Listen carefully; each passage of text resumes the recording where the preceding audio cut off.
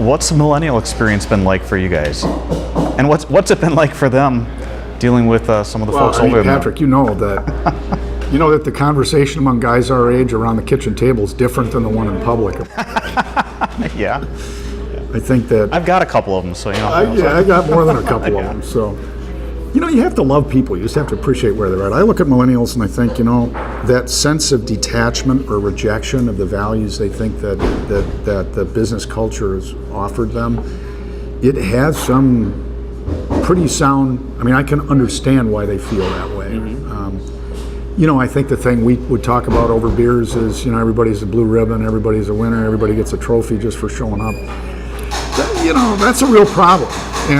And we do have people, we want to be tolerant of where people come from and their experience, but we do have young people kind of come into the organization where at some point you're going to pretty quickly reach a conversation and look, you got to actually accomplish something if you want to have the respect of people in the organization. You're not in fifth grade anymore where your teacher thinks it's all about affirmation.